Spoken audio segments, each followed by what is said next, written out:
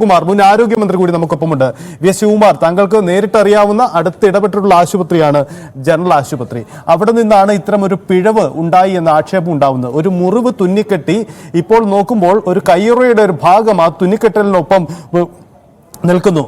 ഇത് ഒരു വലിയ പിഴവാണോ? താങ്കൾ എങ്ങനെയാണ് കാണുന്നത്?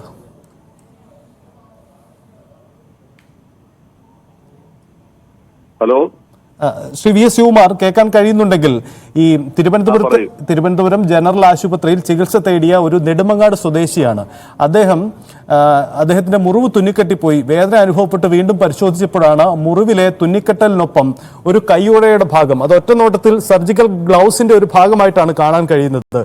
അങ്ങനെ സംഭവിച്ചു. മുറിവിനൊപ്പം ഒരു റബ്ബർ വസ്തു വെച്ച് കെട്ടിവിട്ടു എന്ന് പറയുമ്പോൾ വലിയ പിഴവല്ലേ സംഭവിച്ചിരിക്കുന്നത്?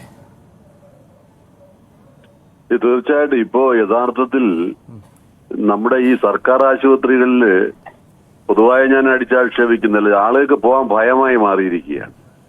സാധാരണക്കാരായിട്ടുള്ള ജനങ്ങളുടെ ഒരു ആശ്രയമാണ് ഈ സർക്കാർ ആശുപത്രി ചികിത്സയ്ക്ക് അവരവിടെ പോകുന്നത്. ഈ സാമ്പത്തിക ശേഷിയില്ലാത്ത ആളുകളാണ് കൂടുതലായിട്ട് എത്തുന്നത്.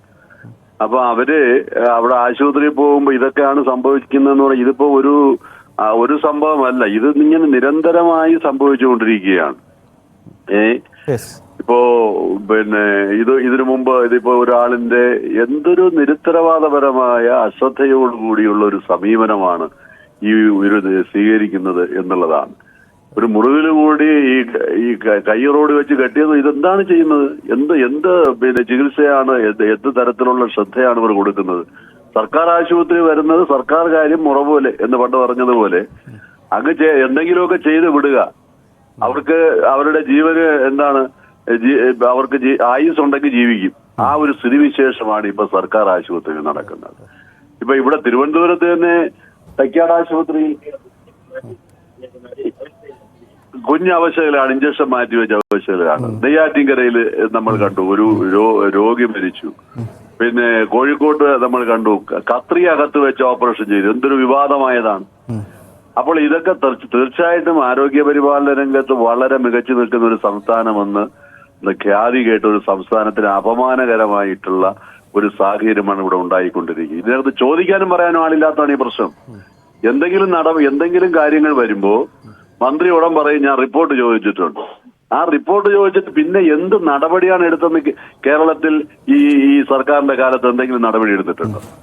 ഇത് അധികാരികളെ ഭയം വേണം. ഉന്നത സ്ഥാനത്തിരിക്കുന്ന ആളുകളെ തന്റെ ഉത്തരവാദിത്വം പരിപൂർണമായി നിറവേറ്റാൻ ഉള്ള ഒരു മനസ്സ് വേണം. ചെയ്തില്ല എന്നുണ്ടെങ്കിൽ അവർക്കെതിരായി കർശനമായ നടപടികൾ ഉണ്ടാകണമെന്നുള്ളതാണ്.